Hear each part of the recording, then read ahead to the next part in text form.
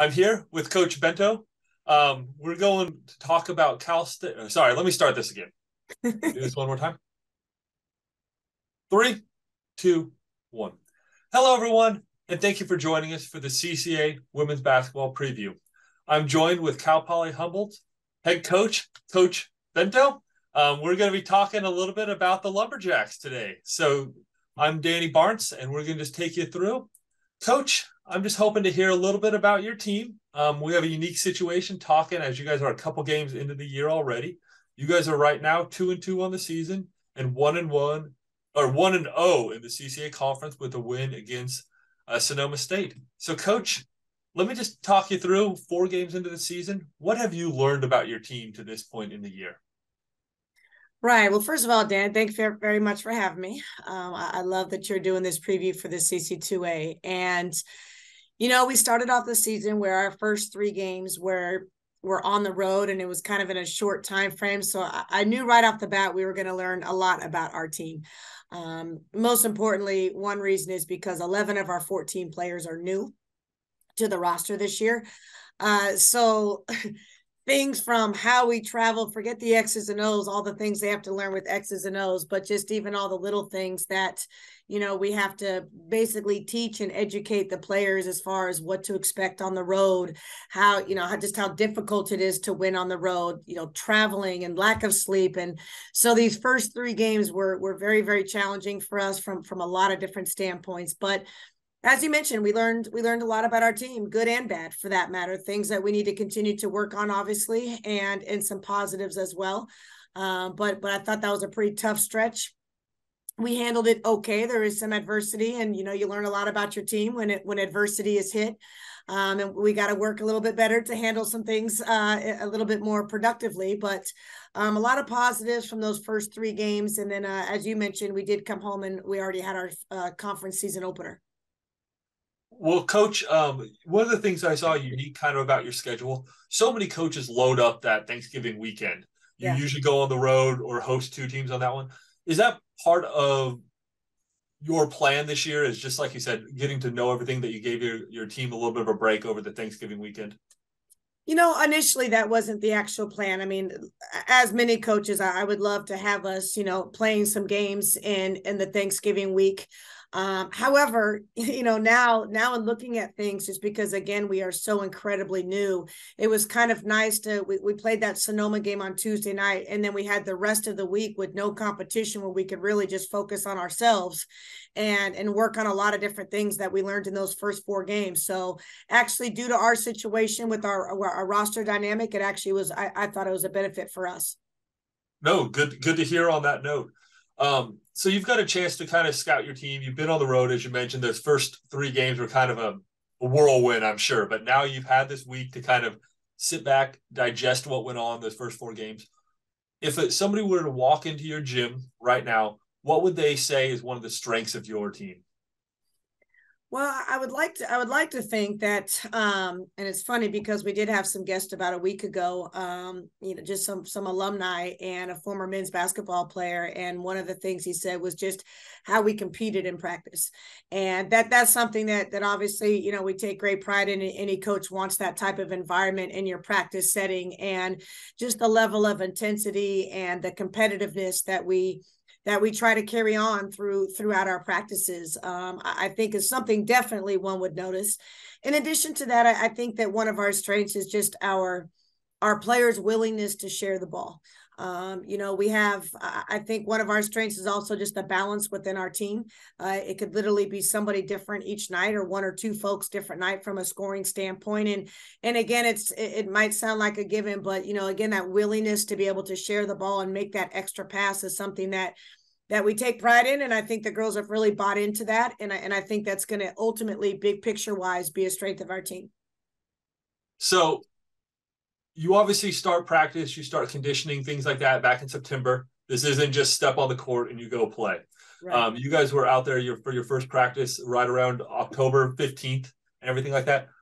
What has been something that surprised you about your team this year? Something that maybe you would not expect coming into it. It can be on the court, or like you said, with so many new people coming together. But what's been something that surprised you this year? There's been a lot of surprises simply from the standpoint of learning 11 new players. Just whether it be what they show on the court, their personalities off the court. I will say that has been a pleasant surprise, just as far as the chemistry the girls have created amongst themselves with so many new players. That was actually kind of a concern of mine at the beginning of the year, of how we're going to get everybody to mesh as early as we possibly can. And off the court, I feel like they've meshed really, really well and just spent time together and genuinely like each other. On the court, we certainly still have a long ways to go. But I think just learning them as far as what they need. In other words, we've made some adjustments as coaches. In other words, what are we going to be good at, on the offensive end, on the defensive end, and making sure that we're not spreading ourselves too thin in too many different areas, but not really being great in any particular areas. And that's something that I've kind of scaled back on now that we've been with the team for some time, and learning them, and just really compartmentalize certain things and just spend more emphasis on that, so we can try to get as strong as we can in certain areas before we move on. And I feel like I've done that a little bit more this year than in the past. That's not necessarily a bad thing, but just really learning that this group needs extra time in certain areas. One thing that I noticed from last year, maybe a change in maybe your coaching philosophy or something like that to this year, it seems like you guys are playing a lot more players and playing them a couple more minutes. Because even, I'm just going to throw out one name, and I don't always, but Madison Perry, I think she led the conference in minutes played last year, right around 37 minutes a game, and she's at like 29 minutes a game this year. Has it been intentional as you as a coach just to help spread out those minutes and get more people on the court, at least early in the year? Absolutely. And two things come to my mind when you say that. I mean, last year it was just a unique situation. We were even ending the year with very few players. So unfortunately, at a default, those girls had to play so many minutes. And that's just too much to ask of anybody with such a long basketball season that we have. So, excuse me, one, just building strength in numbers with our roster, just from a pure number standpoint. And then secondly, just utilizing more players and really trying to get more out of more players, and try to get quality depth from our bench. And I feel like we have multiple players now that there's a lot of parity, which I think is a good thing. From top to bottom, there's not really a drop off in our roster from a talent standpoint. And so we're still trying to figure out what lineups are, best in different situations. And us coaches are still learning that.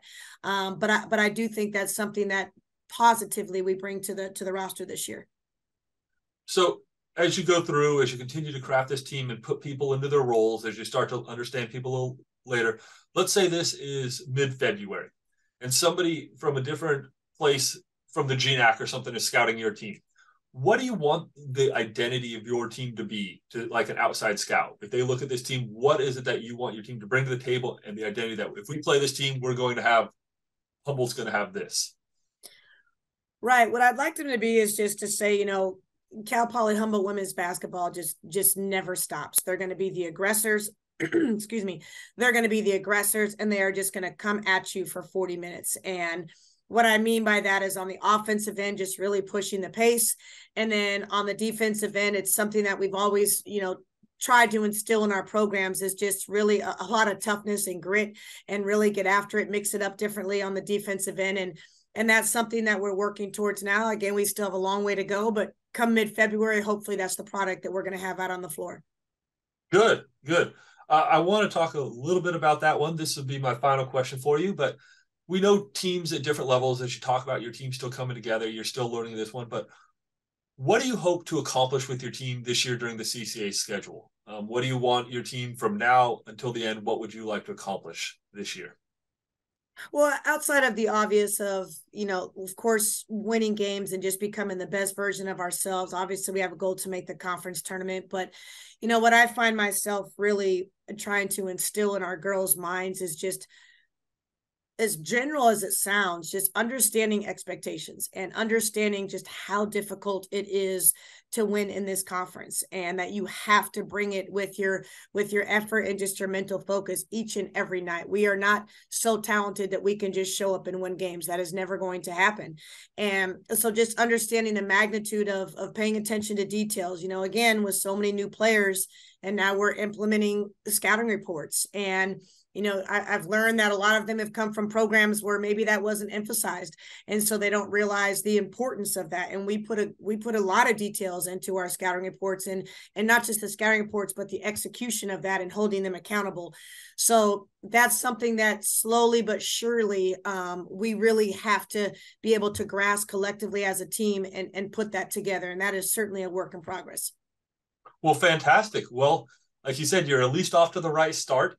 One way or another, nice to have that first win in the column already. Right. Long season to go on that one. And I know this is me saying it. This is not the coach saying it. But the 2 games coming up this weekend, I know for you it's only the next one on the line. But you guys will have Dominguez Hills and Cal State East Bay on the road. 2 Right. very tough teams that are up there in the conference standings. But like you said, you guys have set yourself up for a lot of opportunities this year, and we look forward to following you and the Lumberjacks throughout the year. So, Coach, thank you very much for joining me, and just thank you for giving us a little insight into Cal Poly Humboldt women's basketball. Absolutely. It's been a pleasure. Thanks so much.